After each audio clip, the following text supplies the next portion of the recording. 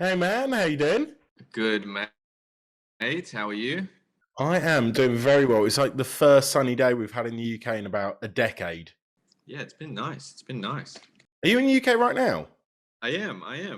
Oh, sick. I didn't know that. I thought you was going to show off about being in like sunny LA or Australia, but No, usually, yes, I am, but I'm here working on Alfonso's Apple series that he's doing here, so I'll be here for a while. I'll be here for like 6 months, I think. oh, wicked. How long have you been here now then? I've been here for probably a month and a bit. No. Maybe 2 months. Yeah, 2 months. Has the culture of the UK treated you to anything exciting? Um, I really have like kind of been slow with the sightseeing and the stuff like that because I do have such a long time here that I didn't want to just like rush into it all. But yeah, I mean, I love traveling. I've enjoyed my time here. I'm near Camden, so it's a good amount of like the kind of rough that I'm used to, but also like quirky and interesting. And yeah, it's a good time, man. I really enjoy it. Dude, you spend all your time in LA. You do not need to do anything here at this point. It Yeah, pales. You win. yeah. It is taking me every fibre in my being, by the way, not to not call you Oscar nominated Kodi. That's all I want to call, because let's face it, at the beginning of every trailer now, that is your name. I would change that to my legal name if I were you. I might just change my name to Oscar. Actually, that's genius. Although again, it's annoying if you're Oscar nominated Oscar. That's yeah. I don't like that one bit. John Travolta trying to say that at the Oscars, that is gonna cock up and a half. Have you ever introduced yourself as now Oscar nominated Kodi? No, no. I did it jokingly to yeah, because some people on set recently were taking the piss or something, and I did it jokingly. But no. You say jokingly. I bet you there was a bit of you like, actually, I could get used to this. Hey, there's always the ego in there that's like, hey, I like this. You know, the ego is always trying to, yeah, it's liking it that, but you have to keep it in check. You have to be aware of At least yours is accurate. I call myself Oscar nominated Daniel. I ain't been to the it. Oscars once. I like the ring of it. How did you react when you got that call saying you were nominated? Where were you? What were you doing? I was privileged to be in the house that I grew up in Australia with my mum, my girlfriend, and my little brother. My dad was in the States, but yeah, man, it was just a very like intimate, grounded, you know, small little moment, but huge, obviously, in the idea of it, and yeah, just a very cool accomplishment. It's I never ever thought of myself, yeah, doing that, and I think that's kind of the reason why I did get here because I've just never really thought of the future too much. I've always had a plan in terms of how, a formula in which I would apply, to always progress strategically in my career, but always to keep a safe boundary there, so I enjoy it and I still remain myself. Um, so yeah, I mean, it's amazing. In many ways, I still feel like I'm the kind of actor that not a lot of people know, but it's weird that I've somehow found myself into the most prestigious kind of award event as well. So I don't know. It's weird. It's very cool and it's very weird. But honestly, the most ideal setting. That's what I mean. Like just being kind of under the radar still, and I still have my life, and I've achieved something really cool that what's really special to me is that I got to show my dad that I took something that he gave me, and I got to show him and bring him to that event. So I don't know, and my whole family. I never thought I'd quote Hannah Montana so early into this chat, but you do have the best of both worlds. Like you can nip to the chip shop and get some chips, but then also, by the way, you are one of the best actors of that whole year. So again, I probably should throw Hannah Montana more into interviews. I think that should be a recurring thing now. Yeah, yeah, I like that. I like that. I'll take that. I watch the Oscars. I watch it. It's like stupid o'clock over here. It goes on till like 4 a.m. here. I watch it with about 8 Red Bulls, which is awful because I'm a diabetic. but I like plow through the sugar, keep me going. I assume that was a very similar vibe for you being at the actual Oscars. If I have too much stimulus when I'm nervous, it just like exasperates it, if that's the right word. And I mean like sugar, alcohol, anything, a cigarette, like anything. It'll just freak me out. So I need to be in the moment, and kind of unfortunately for that, because like, I mean, let's be real, it goes so long, and it really does grow to, you know, by the last few hours to feel like some kind of strange fever dream or something. It's just, you know, a repetitive kind of, you know. But it was cool. You know, it is what it is. It's amazing. You know, I found with those, you know, when I say things like that, I'm just trying to come at it from like the Australian in me that, you know, can view these prestigious events somewhat out of them, and I have a laugh at them sometimes. So I say that with a grain of salt. I say it with respect to, you know, but I've found that can insult people sometimes too, because they just, you know, that's everything to them, which is cool too. That's cool. You were nominated for The Power of the Dog. Like, for me on Netflix, I'm either watching The Power of the Dog or I'm watching Below Deck. I'm just flicking between the two of them. It says a lot about Netflix. I've said that from the beginning. Like, their spectrum of the quality that you can go down and fulfillment. Yeah, I like that. Have you ever seen on Netflix? This will blow your mind if you haven't. It's called Old Enough. Have you ever seen that? No, I haven't, because I don't watch a lot of stuff. What is it? Oh, dude, right. I don't care. Don't go out in Camden. I don't care how hot it is. I want you to spend all day indoors now. It's this reality show set in Asia where these families send their 2-3-year-old kids to do like errands, tasks. But they're like, go to the fishmongers for me. Okay, see you later. And the kids go off and do it all on their own. And it's either the most pure thing as they're like, you can do it, you're the best. Or it's chaotic. The kid, like one kid found a stray dog and a net and just spent the whole day chasing this dog with a net. And it's the best thing. And yeah. Cinema.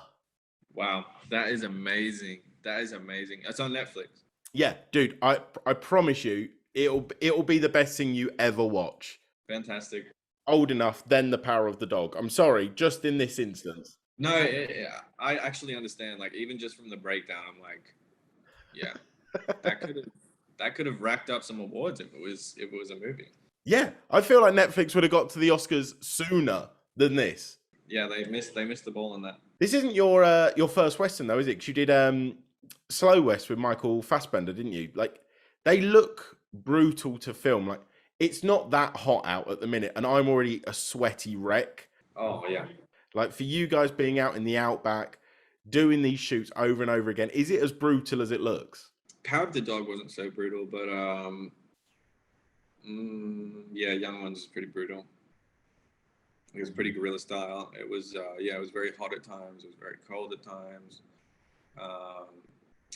Yeah, but a lot of the stuff that I did up to now, because I'm like very strategic with like recognizing a brutal film and one that will be easier on me. Most of them were all quite brutal, and yeah, but it was cool, honestly, because it was like a smack in the face of, I don't know, just like how crazy things can get, and doing that at a young age kind of conditions you to be ready for that, but not only to be ready for that, to enjoy it, like to find enjoyment in the thrill of things like that. I would say mainly the road. I'm just getting flashbacks from the road right now of being dragged through thorns and like walking barefoot and like very, yeah. Just because working with Vigo, you kind of pulled into his kind of method world, which I don't know if he is method, but he was just really immersed within in the raw feeling of it. So yeah, that's always cool. But yeah, I'm more strategic these days, and also because you know, as I've spoken about lightly, I have like autoimmune condition, which you know, I don't want to hurt myself or anything like that. But yeah, I'm just smart. I hope one day, in a year's time, American outlets are going, so you spent some time in Camden. Was that as brutal as it looked? Yeah, They will. Yeah. They will. The road versus Camden, like, it's very close. Yeah, close. At 3 a.m. if you go outside, yeah.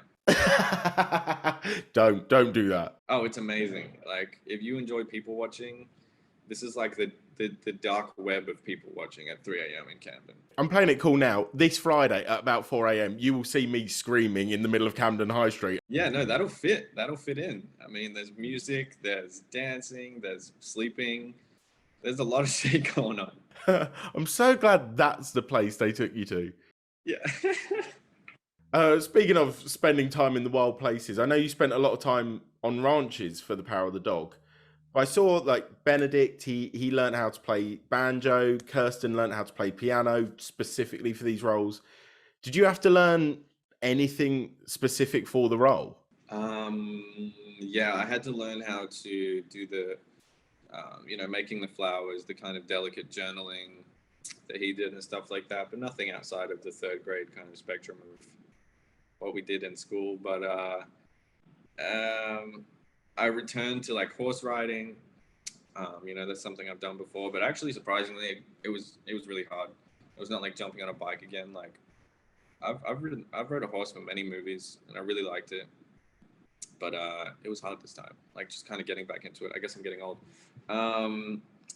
And yeah, no, that was really it. I mean, I think it's funny. Like I say this jokingly and like I love them. They're my family. They're my friends, Benedict and Kirsten. But I think because it was kind of like around the award season, and it was an award-aimed movie, that every time we had a Q&A, it was like, well, yes, I did roping and whittling and whistling, and I went to a ranch and da-da-da. And then honestly, for me, I wasn't even trying to sell it in that sense.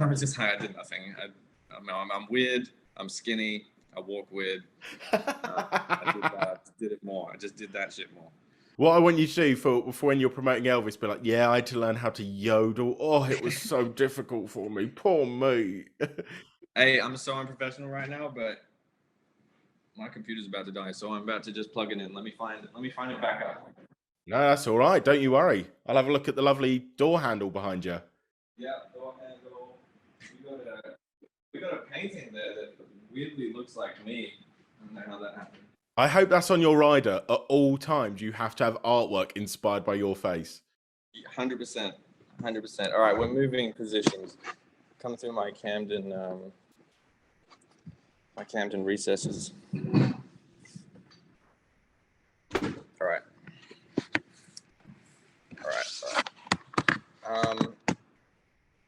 Yeah, dude. I mean, yeah, that's not to say like in terms of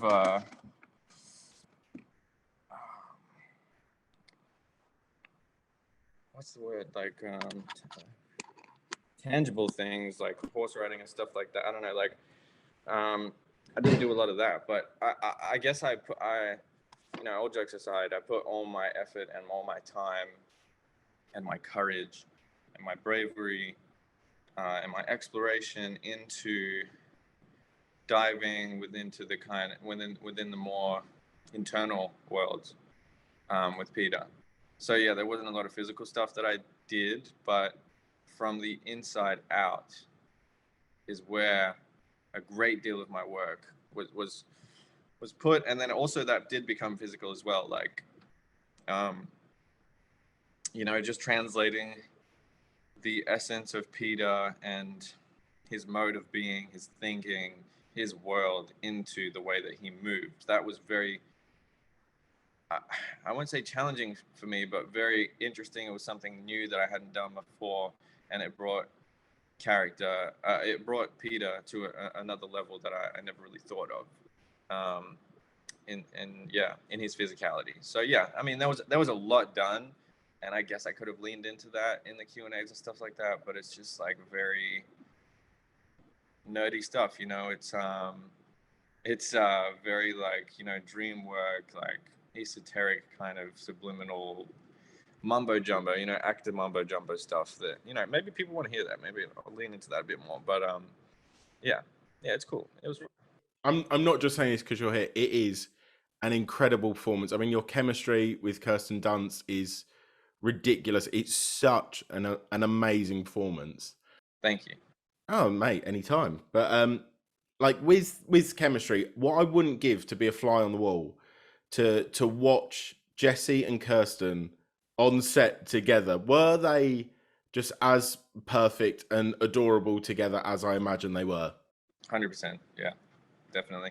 I pretty much just like, yeah, I hung out with them a lot. Obviously, Benedict, he was more in his method approach and like very, very close in Phil's world. So I didn't want to mess with him too much. I didn't want to penetrate that, like, um, but yeah, we had our times, and we had our giggling, and we had our little private moments.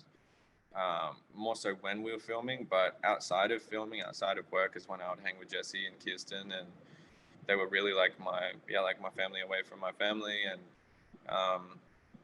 really supported me and my personal challenges, and then like with work, and just the most grounded, beautiful people, really. Well, you mentioned Benedict there because obviously Jane introduced him to you guys as Phil and said like, look, you're not going to meet Benedict until this film's done. How was that experience for you? Because I've met Benedict and he is just the cutest, kindest human. Like, I feel like if it came in an argument, I could take him easy.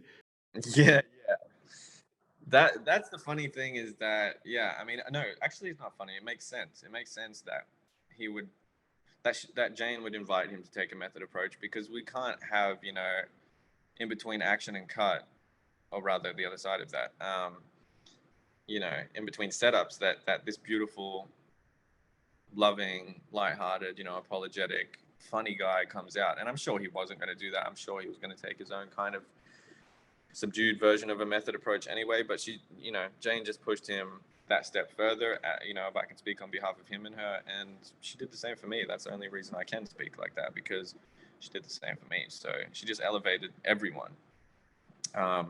So yeah, I mean, it was cool. I've been used to that. Like I said, Vigo was kind of in that. It's more so around the times when you're filming. It's kind of like this arc where like you see like, oh, they're in their mode, and then they they have elasticity to room within it, so to move within it. So they're not always like not always like unpleasant, I guess. But no, there are times where when he wants to lean into it a bit more. It was interesting to see when he would have it like snap at someone, and we all knew it was Phil and stuff like that. I think it's cool. I think it's fun to play with. Now, I also want to talk about Elvis because, like, you've just finished a film with Jane Campion, and now you're going to tick off Baz Luhrmann from your bucket list. You're doing all right, I suppose, Yeah, in terms of working with iconic directors. it's very cool. It's very cool. Every director that I've worked with up to this stage has done so much for me, but it's really taken on a new experience after working with Jane, and it set me up to, I don't know, just have this goal to continue to work with people. It's weird because I can't say to work with directors like Jane, because there's no one like Jane. There's no one like any of these great directors, just like actors. Like, they all have their own unique elements that can't be emulated. But there is this running theme, no matter if you're Jane, your Baz, or your Alfonso Cuarón, they initiate you into their world. It's almost they ask you, do you want to be challenged? And you can take that lower safe rung if you want, but I'm assuming that's not why you were cast. They see something in you that they can elevate, that they can guide, that they can unlock, and it's your job to kind of be vulnerable enough to go along that ride. And it does. It takes bravery. It takes passion too. It takes all those words that are thrown around a lot, but it all really comes to life when you're working with the greats. And I'm really enjoying that. And you seem quite well read on my history. I've always been quite strategic with all of my jobs, and it seems like that's coming to an even greater bottleneck. That I will, yeah. That's a great thing. The more that the business side of things works out, the numbers, the calculated approach, which I really enjoy as well.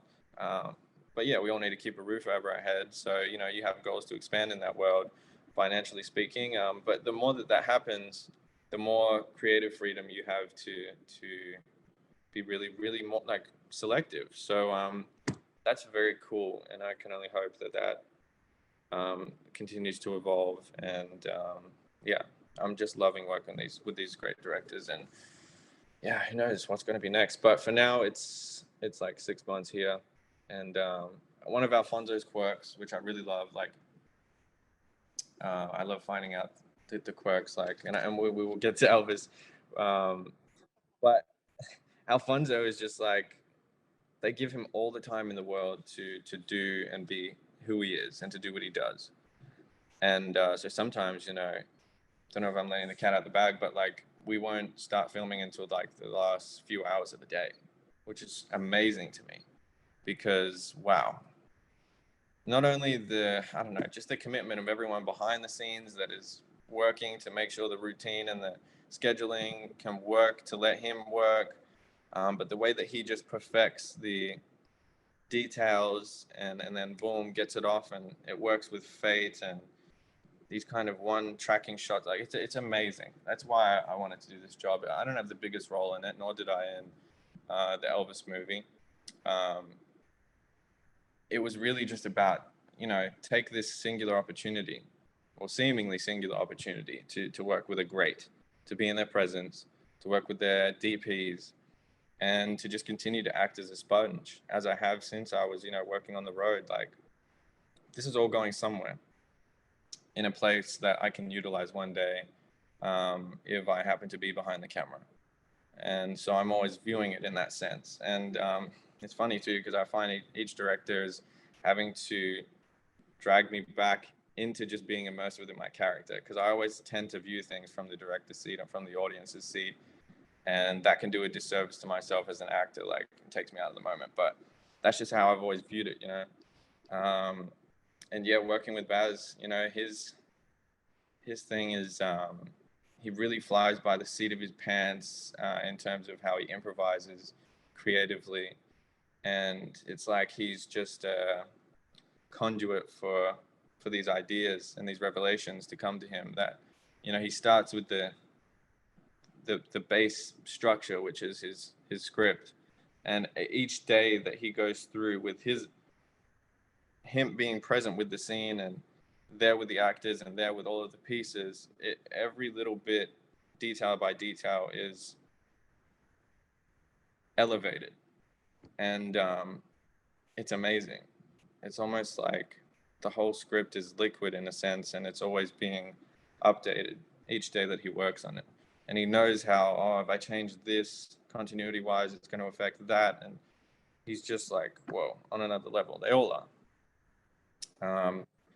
And he's just so fast paced. Like, I remember my first day to break the ice. I was supposed to just be in the background of a scene, you know, night shoot, easy night, good way to start, you know, getting into a movie. But they say, knock on my door. Baz is going to come in a moment. He only has a few minutes, but he really wants to talk to you face to face to kind of express this idea. Okay. And he comes in, hey, Kodi, how you doing, man? It's so great to see you here. I have this amazing idea. Like, instead of you just being in the background for the scene, just happens the way that we set it up cinematography wise, that we would like you kind of like on the table, and we want you in these clothes, and we want you to emulate the kind of dance that Elvis was doing at that time that you just saw and you got inspired, and blah, blah, blah. This whole new structure and stem into the story that changed kind of the character arc for my character and brought more depth to it, but also for myself as an actor, challenged me and kind of put me on the spot, which I love, you know, like just so much like that. And, you know, I ended up being kind of put on the spot, always given the option, but put on the spot to actually play guitar and actually sing, which I ended up actually doing. It's just very cool. Like, you find yourself being elevated by the works of other people, by the genius of other people. Well, yeah, and you said like he comes up, puts you on the spot. If Baz Luhrmann said, you know, I want you to be stark naked, chewing on a hat covered in oil, I'd go, yeah, cool, you're probably right. This is the right thing to do. He's onto something. Yeah, he's onto something. I don't know how every film, like Moulin Rouge, mental film, but it's the most gorgeous thing I've ever seen. It's like he's constantly like, what he sees must be like what people see when they take all the LSD in the world. Like, he just sees wonder. That's actually the greatest fucking. That's amazing. That's amazing. I think he just constantly sees like LSD vision. You're right. We know his secret now. Put that on the poster for Elvis. There you go. Great. Yeah. Do you like LSD? Something. We'll work on it. There'll be people in Camden going, I do. Yeah. There's such a cool cast as well. I mean, Austin Butler, really cool guy. You've got some like up and comers like a Thomas Hanks in there. How, I naturally haven't seen the film yet, so I don't know. Have you shared a scene yet with the Tom Hanks? Because I want to know everything about him. I want to know what like he smells like. How much does he blink? Like I need to know everything. He was amazing. Yeah, I did have some scenes with him. Yeah, I think really, yeah, my intro into the film is like my only scene with him. And I knew my place on it, to be honest. Like, I knew my number on the call sheet. I wasn't trying to be a part of, yeah, I don't know. Like, you just know your place. Like, as much as I would love to talk to him and pick his brain about certain things and create a bond with him and stuff, I knew my place. There's so many moving parts. There's so many people. And yeah, I just do my thing, and I kind of observe from a distance and take in what I can. And yeah, dude. But yeah, amazing guy. But yeah, I hate to kind of penetrate beyond where my space is. If I am privileged enough to build a relationship with someone or have a conversation or anything, I believe it should just happen naturally. And anything beyond that, especially for someone like themselves, they know when it's kind of like forced. Or the last thing you want, I felt, is you don't want to be treated like it's weird because like I am a fan, but you don't want to be treated like a fan. You don't want to be categorized like a fan, because then it's just like a kind of different thing. I'd rather it be organic. So yeah, didn't really talk with him that much. He had this amazing thing where he, because he had on so much prosthetics, that he would have a little seat next to set for the take up. So I always remember him on his little seat sitting in the corner of the room, and everyone knew not to really bother him and stuff like that, because he's taking his own kind of method thing as well. Just fully immersed in his transformation. So yeah, amazing. Just amazing to be a fly on the wall. For sure, because you don't want to be the guy that oversteps a mark and be the one person in history that pisses off Tom Hanks. Imagine being that guy. I know, and I could do that somehow. I would do it. Walk up, have a green juice smoothie and fucking tip and like I'm the clumsiest dude. I just don't trust myself in any of those situations. It's so annoying because like actors don't usually get me like starstruck or anything like that. But then there's this paradox of like, if I come across someone who is much smaller than like, most of the actors that I've worked with, say, I don't know, like a comedian or something like that. And then I get starstruck and then I just don't know how to talk. I don't know. I'm like, I'm an idiot. This is like, I hate this. You are Mr. Academy Award nominee now. I'm going to keep saying this. Lisa Marie Presley, she praised Austin Butler and was like, yeah, he deserves the Oscar for his portrayal. Who do you think is going to get a lot of Oscar buzz, a lot of Oscar attention for this film? Austin, all the way. Like, yeah, Austin all the way. He's his transformation is unlike just anything I've ever seen. His performance in this is unlike anything I've ever seen even him do. And I hope that doesn't sound like a disservice to anything else he's done. It's simply just like amazing, awestruck. Yeah, it's not an impersonation. It's a transformation. It's a complete. Oh man, I don't know. He's just there. He was just there. The amount of work that he clearly did in every environment. I mean, like whether it was dream work or however he immersed himself within Elvis, he did it with a great amount of effort and a great amount of success from what I've seen. And it felt like, the closest experience to virtually being, with Elvis. Like, I don't know. It was amazing. I guess I'm not going to speak too much until everyone else sees it. And then I'm just going to let the world speak for what he's done, because I really don't have words for it. It was a joy to watch him work every day. Same goes for Tom, and he's done something amazing here also. But I just believe, it's really exciting when we see the kind of new generation following up with equally great performances and things that we've never seen before. They make us feel a certain way, and yeah, he's doing that. So he's doing his thing, and yeah, I think this is huge. This is huge. Yeah, you didn't need to say Tom was a shoe. He could have played one of the doors in a building. We'd have gone, that is the best performance I've ever seen. And he's a nice guy. He seems like a nice guy. And there's a nice door. He's a great guy, great door. Tom Hanks. Put that on the poster. We're making this poster's so easy to make. Oh my god. The LSD doors. Yeah, I can work with that. Finally, I feel like a fool if I didn't bring up the most criminally underrated character you've ever played. My boy, Nightcrawler.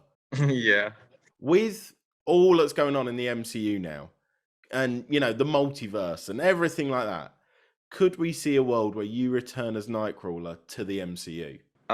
Like, just thinking from a business let me put it this way. Technically, when it comes to contracts and who bought who and who owns who, yes. I don't know if I can get in trouble for saying that, but it's been so freaking long now. Yes, technically they could. But will they, from a business standpoint? And I think the fans equally know this too. I don't think so. Like when it comes to taking the opportunity to like have a cameo of someone, or like someone show up in something that was connected to another universe, they have to have been a character that has enough momentum behind them that you get that response from the audience, like, oh my god, he's back. And I just don't think I had enough opportunity to really flesh out the character of Nightcrawler. Really only in the Simon Kinberg version did we see Nightcrawler adopt his really vicious side, that kind of would connect him with why we loved the Alan Cummings version so much. Before that, I don't believe he was implemented to his highest potential. He was a lot of fun. I loved how he was introduced, but I just think there was a lot more they could have done with him. And I don't know, I feel like I could see, it's not my place to talk about it because it's such a big machine, those kind of franchise movies, but I could see, from a mile away why what MCU does is embraced, and why whatever we were doing at Fox wasn't, necessarily in the same way. It's just kind of an older formula. Fans want what they want, I just relate it to what I want. I want I want to see comic book accurate costumes. I want to see what I want to see. It's pretty clear to understand that these days. So whoever's not doing that, I don't get it. I have mentioned that I would love to kind of hold out from any other people doing superhero movies, and wait for like my invite into the MCU. But actually these days, like after seeing Matt Reeves' Batman and having worked with Matt and being so close to Matt, I'd love to be a part of that world. I feel like it's so much more grounded.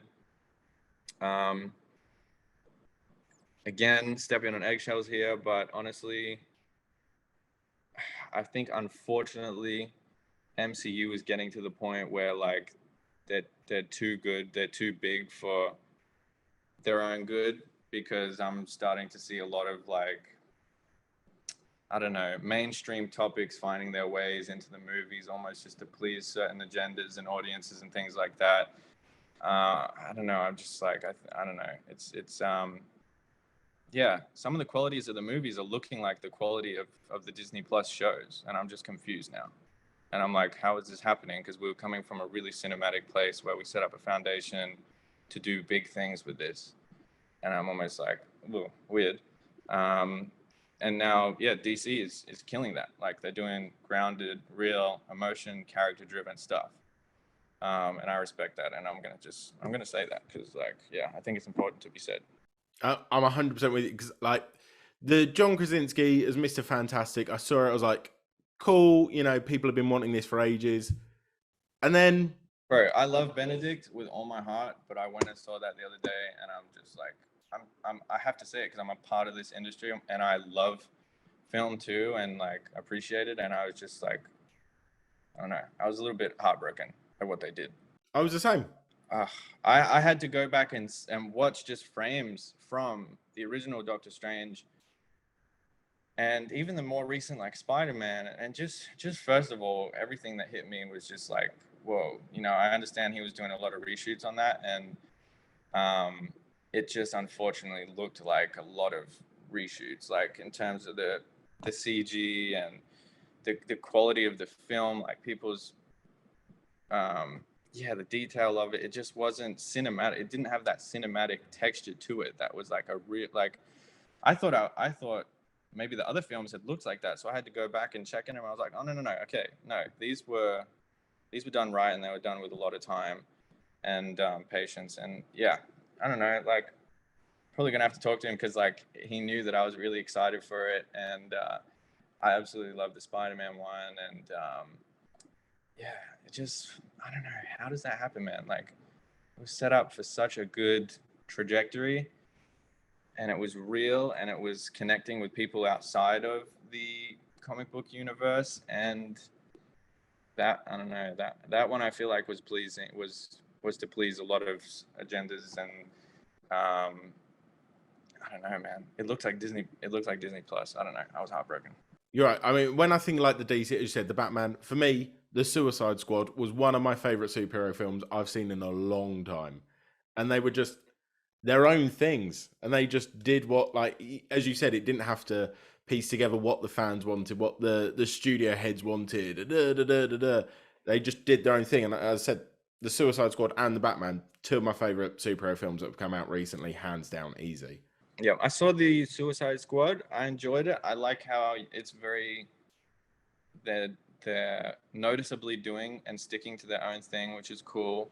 But also it's a formula that is appealing to like the modern day, which is the contemporary day, I guess. So yeah, it's cool. But yeah, Batman was just like, on that other level. And you could really clearly see Matt's fingerprint in it. Like when I see Dawn of the Planet of the Apes, or like any of the Planet of the Apes he did, or even just working with him on like Let Me In, like you can see his fingerprint just applied to these worlds. And I think that's, it's amazing. So what we're saying is that you're definitely going to be the Scarecrow in the next Batman. That would be sick, honestly. Oh, I would love that. I would love that. But no word of it yet. But that would be so sick. Dude, I'm making posters for Elvis. I can be your manager and publicist as well. I can get you this gig easy. I'll do it for you. Go for it. I mean, we can get an interview with Matt next. Try and slip it in there, And, we'll see. Unfortunately, it does mean 3.5 years in Camden, but worth it. Whoa. Maybe not. Yeah. No, you know what? That would feed into the character. Nothing says scary Scarecrow quite like spending 3.5 years in Camden, believe me. Yeah. I think that works. He's got his little briefcase of hallucinogens. That works for that villain. He probably came from Camden. Dude, thank you so much for chatting to me, man. I've really enjoyed this, bud. Really enjoyed it. Of course, brother. I was more transparent with, my own personal beliefs on things, but I think it's good to do that. I'm not going to be making any radical claims that I'm not going to be, hurting any people's feelings. But yeah, it's just the truth. I think it needs to be spoken about. Like, I love those things, and I'm surprised, always with just like how great things are, and then sometimes like how you hit with a curveball. You're a human who has human opinions. Who knew? Shocking. Dude, now I'm going to let you go out, have a beer in the sun. Have a great day, mate. Thank you, mate. And I'll talk to you next time. Cheers. All the best. It is bloody warm now. And all throughout that whole interview, I've been like, because I've had to shut all the doors and windows because we've got construction work outside. And it gets sauna hot in here. Yeah, like I'm wearing white. If I stand up, you're going to see so much sweat. It's going to be grey from about here down. I'm with you. All right. And we make a clean leave then now. Yeah, now that we've spoken about sweat, see you later.